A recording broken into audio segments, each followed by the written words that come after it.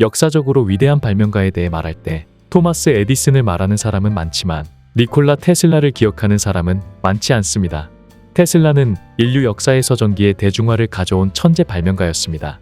그가 발명한 교류모터는 현재 세탁기, 냉장고 등 여러 가전제품들에 쓰이고 있고 먼 거리에도 전기를 전송할 수 있도록 만들어 사람들이 저렴한 가격에 전기를 사용할 수 있게 했죠. 테슬라는 전기를 두고 동시대의 발명가인 에디슨과 경쟁했고 갈등을 겪었습니다. 하지만 사업적으로 성공한 에디슨은 부유하고 유명하게 살았던 반면 테슬라는 그의 업적에도 불구하고 에디슨에 가려져 별다른 주목을 받지 못했고 가난한 삶을 살다 1943년 뉴욕의 한 호텔에서 쓸쓸한 죽음을 맞이했는데요. 테슬라의 업적은 그가 죽은 지 수십 년이 지난 이후에야 인정되었고 현재는 일론 머스크의 테슬라나 엔비디아의 그래픽카드 테슬라 등 전기차, AI 칩과 같은 최첨단 기업에서 그의 이름을 붙이고 있습니다. 오늘은 인류 역사상 가장 위대한 발명가 중 한 명이면서 에디슨에 가려진 비운의 천재 니콜라 테슬라 이야기입니다. 테슬라는 1856년 오늘날 크로아티아 지역에서 태어났습니다. 성직자였던 아버지는 아들이 자신처럼 성직자가 되길 바랐지만 테슬라는 어렸을 때부터 농사도구를 직접 만들 정도로 발명에 재능을 보였는데요.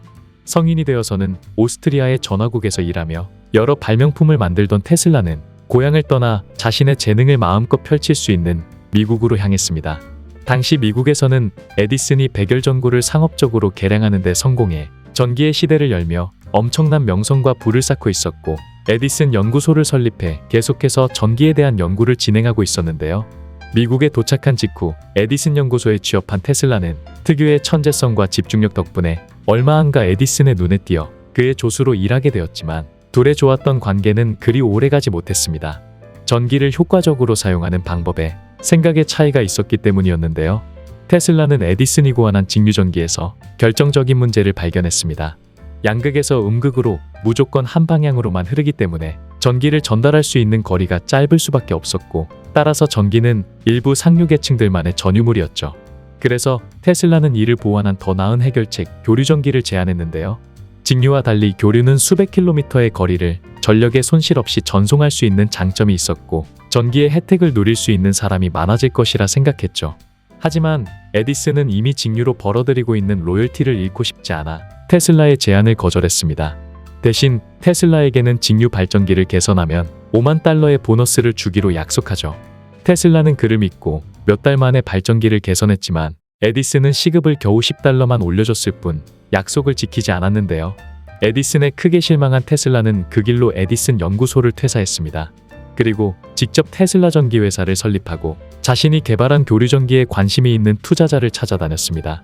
하지만 그 과정이 쉽지는 않았는데요. 교류전기는 이전에 없었던 새로운 방식이었기 때문에 선뜻 나서는 사람이 없었죠.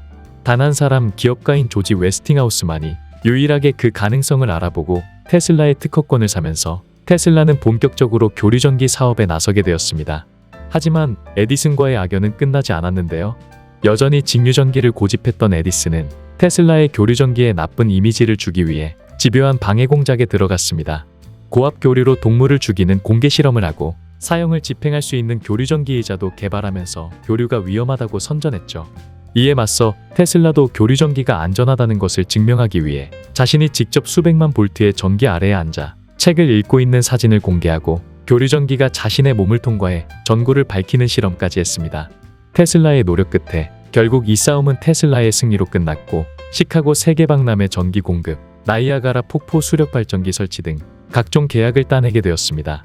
교류전기에 대한 특허를 갖고 있던 테슬라는 남은 인생 동안 에디슨 이상의 부와 명성이 보장되어 있었지만 사업은 그의 관심사항이 아니었습니다. 오히려 돌연 교류전기에 대한 특허 로열티를 포기했는데요. 그는 내게 돈은 그렇게 중요한 것이 아니다. 지금까지 번 돈도 모두 발명에 투자했다. 그저 인류가 더 나은 생활을 하기를 바란다고 말했습니다. 그의 이런 신념 덕분에 일부 상류계층만의 전유물이었던 전기가 일반 대중들에게도 퍼지게 된 것이죠. 테슬라는 이후에는 무선 전기 전송 시스템을 고안했습니다. 미국에서 생산한 전기를 무선으로 아프리카 전역에 공급할 수 있는 시스템이었죠. JP모건이라는 투자자를 찾아 뉴욕에 전기 전송 타워를 세웠는데요. 하지만 JP모건은 뒤늦게 테슬라의 계획이 돈이 되지 않는다는 것을 깨닫고 갑자기 투자를 중단했습니다.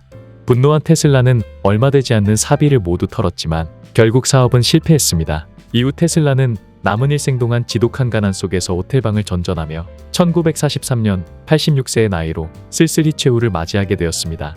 테슬라는 전기의 대중화라는 위대한 업적에도 불구하고 생전에는 에디슨에 가려져 제대로 인정받지 못했고 오히려 특이한 성격 때문에 매드 사이언티스트 취급을 받기도 했는데요. 식사 전 광택이 나도록 스푼을 닦아야 하는 결벽증이 있었고 손수건은 하얀 비단으로 된 것만 썼습니다. 호텔방의 호실은 무조건 3회 배수여야만 했죠. 잘생긴 외모를 가지고 있었지만 친구도 연인도 만들지 않고 오직 발명에만 집중할 뿐이었습니다. 비록 테슬라는 가난 속에서 죽었지만 세상은 시대를 앞서갔던 그를 잊지 않았습니다. 특히 전기차 회사 테슬라의 공동 창업자 마틴 에버워드는 인터뷰에서 에디슨을 상대로 한 테슬라의 승리는 후발주자의 반란이자 혁신, 미래를 상징한다. 그런 점이 전기차로 내연기관에 도전하는 우리의 정체성을 잘 보여준다고 말하며 니콜라 테슬라의 정신을 계승했음을 드러냈죠. 또한 현재 과학계에서는 자기장의 세기를 나타내는 단위로 테슬라의 이름을 딴 T를 쓰고 있습니다. 전기의 대중화를 가져왔던 테슬라에 어울리는 단위가 아닐까 한데요. 이를 통해 위대한 과학자 니콜라 테슬라의 이름도 많은 사람들의 기억 속에 살아나게 되길 기대합니다. 지금까지 지식전파상이었습니다. 감사합니다.